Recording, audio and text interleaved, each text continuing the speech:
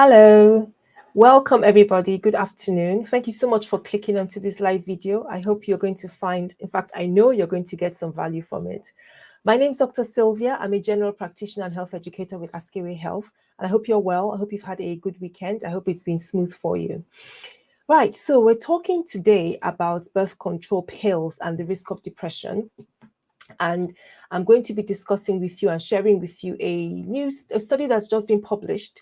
And we're just going to look at some of the things around the study and end with really what should be your position if you are thinking about starting the birth control pill, if you are on the birth control pill, if you're thinking about the birth control pill for a relative. So, for example, you're a mom and your daughter, you're having conversations around the birth control pill, whether it's for birth control or for controlling menstrual irregularities, then this study and this little discussion we're going to have should be of interest.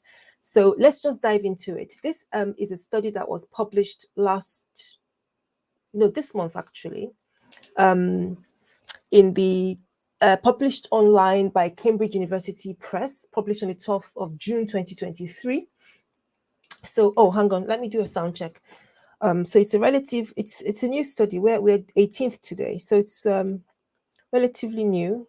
Let me just do a quick sound check and be sure that I am audible, or if you are listening or watching this, let me know in the comments section, please. Let us see. So we are now doing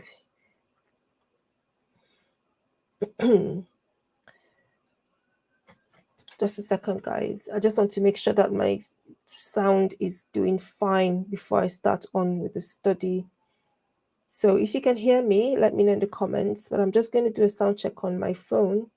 And oh yeah, we're good. We're good. Okay, right. So we're going to be talking about this study and looking at some of the findings from the study. I'll put the link to the study itself in the description box below so that you can read it at your own time. Well, of course, it talks about something that is so important for us to look at, this condition, mental health condition known as depression.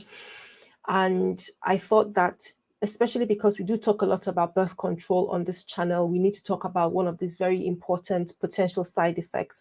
I don't think I have a video actually devoted to depression or mental health and birth control. So I think this is a good place to start. And I might just do a few more on the channel if people are interested. So depression is one of the most common mental illnesses. Some of the symptoms are persistent low mood and sadness, feeling unmotivated, or, as if your get up and go has just got up and gone. Sometimes feelings of guilt, just not enjoying anything in life, not enjoying the things you used to enjoy doing, problems sleeping, being restless, feeling sad, and all that. These are among some of the symptoms of depression. We don't know what causes depression. Specifically, we know that certain situations make it more likely to happen. For example, people with a long-term medical condition, people with brain conditions like Parkinson's disease are more likely to experience depression. Somebody who's had a very serious trauma, any kind of very severe trauma, for example, people with brain injury following road accidents, I've just picked this as an example, can experience depression. And it could happen with any other kind of very serious trauma. And people with high levels of stress, people who have maybe high levels of domestic stress or work-related stress. These are situations where the risk of depression can be high. Guys, thank you so much for joining. I forgot to say, please give this video a like and, of course, subscribe to the channel. We're sort of on our way to 20,000. I'm keeping my fingers crossed that we can reach 20,000 tonight. So if you haven't subscribed already, give this video, go on and, click on that subscribe button and come and join the family. But we are nearly at 20,000, and so much thanks to all my subscribers. So yeah, just setting a bit of a background and stage for this study that we're going to be talking about today, which I think is quite interesting.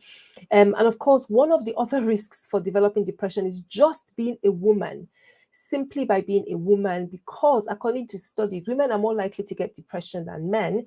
And it is thought that it may have something to do with lifelong hormone fluctuations that women go through from puberty, menstrual cycle, month after month after month after month, pregnancy, menopause, and so on, could potentially contribute to the higher risk that women would experience with of having depression.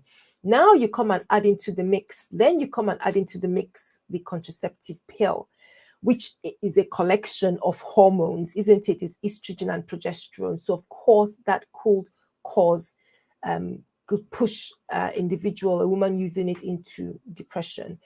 So let's look at the study. Let's look at some of the features of the study before we look at what they found in the study. Like I said, I will put the link for you in the description box below. So this is a recent study just published this month in the Cambridge, what's it called now? Sorry, Cambridge University Press.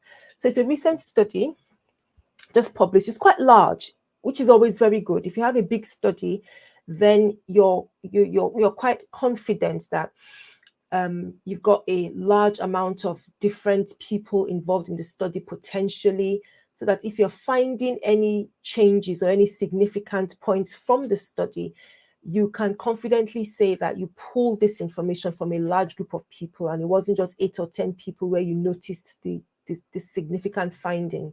So having a large study is usually a plus when you're looking at the quality of a study. You want to have a very broad study, a large number of different people, if it's possible for different age groups that you can account for, if it's possible for you to have different ethnicities that you can account for, then that would help us to, when we're making conclusions from the whatever they found in the study, you can apply it to a lot of people in the community. So it's a large study, over 260,000 women involved in this study. Most of them, over 80% of them, had used the pill at some point. And I want to say that before we look at what they found in the study, it is not new. So before anybody starts getting excited and says, oh, the birth control pill causes depression, we do know that the pill, both the combined and the mini pill, can be associated in some people with mood changes. Sometimes it might be depression. Sometimes it might just simply be mood changes from month to month. So this is not new to us. So this study does bring in a few things that we're not aware of or that we should pay more attention to, but it's not telling us anything that we did not know as practitioners or as scientists. So now that we've got that out of the way, let's look at what the study actually found. What did they find in the study? So based on the analysis, they found that if you used the birth control pill during the first 2 years of use, you're more likely to have depression compared to somebody who's never used the pill, the birth control pill. Okay, so let me say that again, that it is the first 2 years where if somebody is going to develop depression, that's when it's most likely to happen. And that is most likely to happen in somebody using the pill in that first 2 years compared to somebody who's never used it. So we knew that using the pill can cause mood changes, that it happens in the first 2 years. Perhaps that's not something that was strongly held. So that's maybe new information for some people. Then the next finding that they got was that even if a woman had stopped taking the birth control pill, she was still at a higher risk of depression if she'd used the birth control pill while an adolescent. So let me say that again. If a woman had started using the pill in her adolescent years, that is between age 10 to 19, according to WHO, even when she stops it, she's still at a higher risk of developing depression. And that's simply because she used it during those key years, teenage years, if you like, between 10 and then into your teens. So even if you used it between during your teen years, whether it's for birth control or for controlling menstrual irregularity, some girls have really irregular periods all over the place, heavy bleeding. And sometimes we'll put them on a short course of a birth control pill, like the combined pill, to try and regularize their periods. And when they get it, and as they grow older, maybe for a short time, maybe 6 months, and then they can come off it if their periods are regular. But some girls may stay on the pill for longer. It all depends on the individual. But what we're saying is that if you are such a person and then you go on and continue using the pill, maybe after 5 or 10 years, the risk of depression is higher in you compared to somebody else who didn't use the pill during that age, during that 10 to 19 years. So that's something, I suppose, that's relatively different that they told us in this study. And the other thing that was interesting was that for any woman, an adult woman using the pill, that risk of depression that we're all talking about goes away after 2 years. So the first 2 years are those really critical years. If you are going to develop depression, then it's most likely going to happen then. But after 2 years, your risk comes down. So there is no risk between taking the pill and you becoming depressed. As I suppose that's reassuring. And I was going to say something and it just skipped out of my head now. Okay, so these are the key findings with regards to the birth control pill from this study. So, I'm just leaving it on the screen so you can have a look at it. It's by no means that we should be scared. Yes, I remember what I was going to say. I was going to say that it doesn't mean that these studies don't mean that every single woman who's taking the pill automatically will develop depression. It's really important that we get it in context, get the context right. It doesn't mean that every single woman who will start the pill is going to get depressed. It's really important to say that. But perhaps there's some people who already have some tendencies, because again, we don't have all the reasons for why depression happens in Mary Jane and doesn't happen in Sumba, for example. We don't have all the information. We don't know it all. There's still a lot of studies going on to help guide us to say, well, this is why this happens in this case and that case and so on. And I did go through with you a few seconds ago. Sorry, somebody's singing downstairs. Somebody's happy downstairs. That's always good in my house. Okay, so I did go through in the previous slide the possible risk factors. Let me just bring that back. These are some of the risk factors with depression, having a chronic medical condition, severe trauma, being a woman. So we ladies naturally could be at a higher risk than men of having depression, because we think that hormone fluctuation is associated with developing depression. Is one of the things that is associated, because of course when men develop depression, you can't blame hormone fluctuations because they don't experience them the way we do. Okay, so this is a study, these are the findings, really interesting. So what does it mean for you? Oh, before I go there, let me look at some of the issues I have with the study. Okay, so I love the fact that it's a big study. Like I said, that's always very good. And it's a recent publication. So this is sort of up-to-date information, which is what we do on Watch This Space. Watch This Space is all about new technology, new health issues, new health information that's emerging, and what you and I should be thinking about it, both as doctor, patient, or whatever. Please give this video a like. Every time I remember it, I'm going to say it. I'm not very good at remembering to encourage you to like and subscribe. So please like and subscribe to my channel. Okay, so what are the issues with the study? So why is a big study, even though it's not giving us new information? But to be fair, research on mental health and depression when it comes to birth control pills hasn't really been consistent. We have a sort of an overview. We have an idea that these medicines can affect the mood, but we don't really have specifics. It's not been very consistent in the information. So this study, I think, does well in trying to narrow things down and give us a little bit of a closer look of how things work. But the other issues, the issues I have with this study are, when we talk about birth control pills, that there's so many out there. They didn't talk about emergency birth control. I'm not going to include emergency birth control because, as you know, that is only meant for occasional use. So we're not going to say that a lady who has a dose of progesterone, levonorgestrel, once in a cycle or once every 3 or 4 cycles, as the case may be, we're not applying this study to her. I believe we're talking about women who are using regular birth control tablets. Okay, now there are different forms. Even within the combined, you have different preparation strength of the drugs.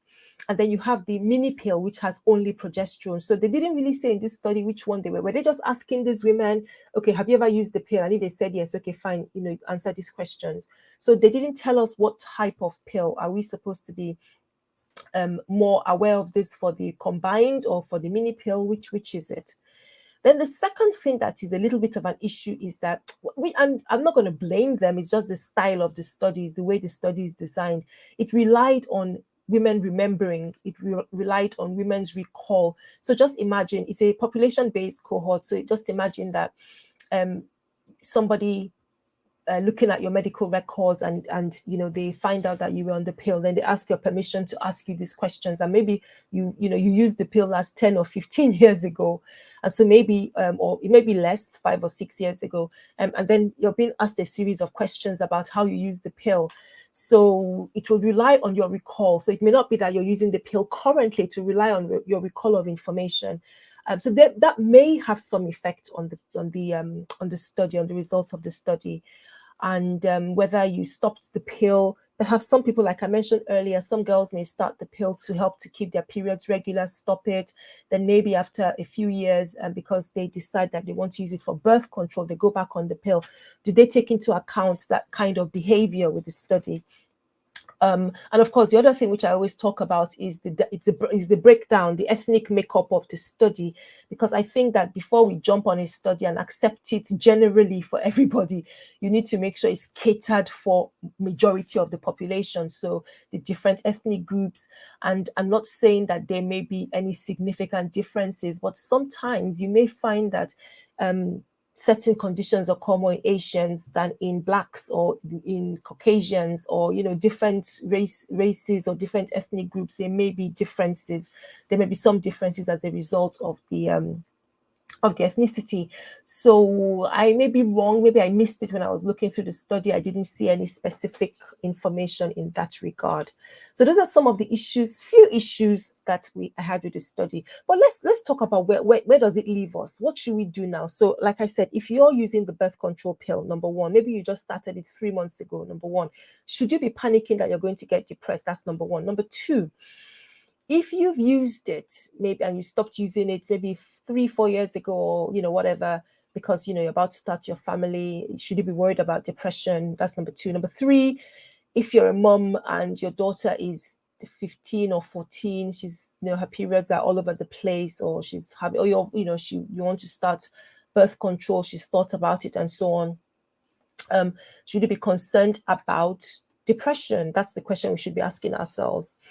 Okay, so like I said, women are ordinarily at a higher risk of depression than men because of these hormone fluctuations that we experience throughout our lives. But it is important that even while we're talking about this risk, is relatively small. Okay, so there is a risk, but it's a small one. So as you do in life, you have to weigh the pros and the cons. The pros being, if you're taking this medication to prevent you from having irregular periods or to prevent an unplanned pregnancy, and you're trying to weigh that against a small risk of depression, which you may not even develop, which is a bigger concern. And this is a discussion that you have to have with your doctor, with a close friend or relative, and think about it yourself. Particularly because, as I've said, this study is not saying that every single woman who takes the birth control pill will end up with depression. It's just saying that there's an increased risk with using the birth control pill. And they actually said that to tighten the accuracy of this finding, they did study sibling pairs to actually establish that it was the birth control pill that was having this effect, which is good on them.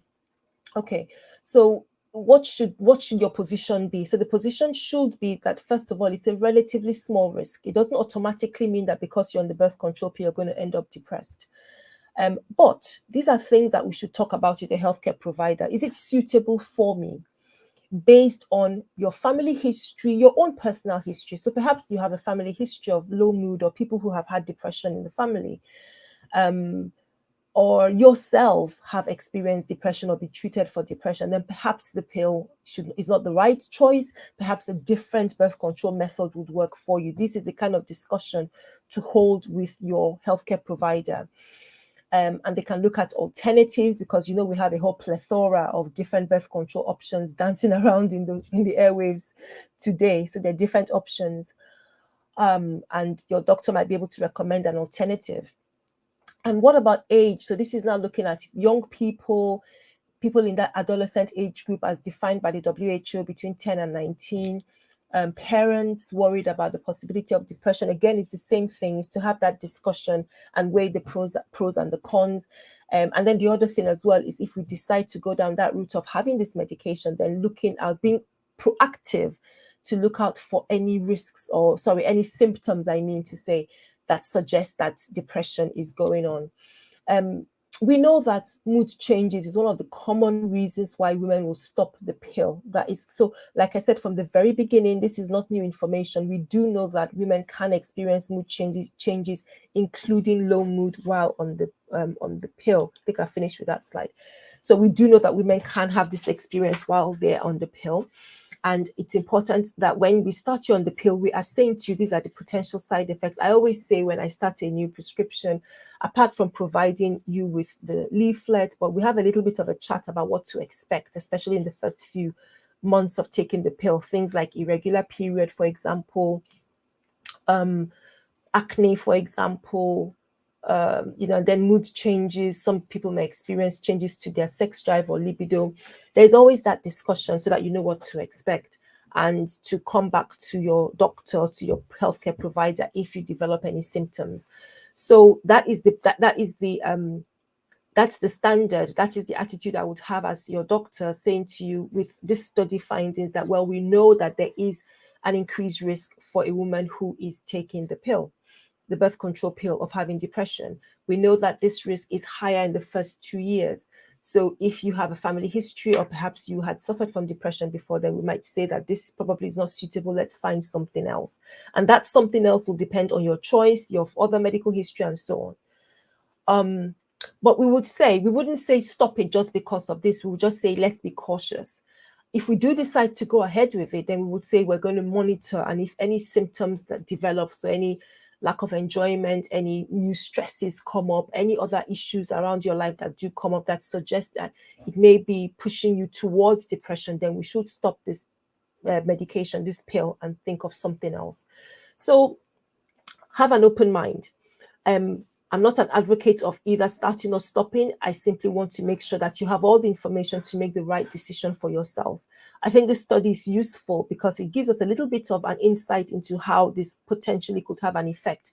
But remember some of the issues I had with the study. So maybe if the study was repeated, taking into account these other things, perhaps they may not have the same results. We don't know. It's worthwhile looking into it.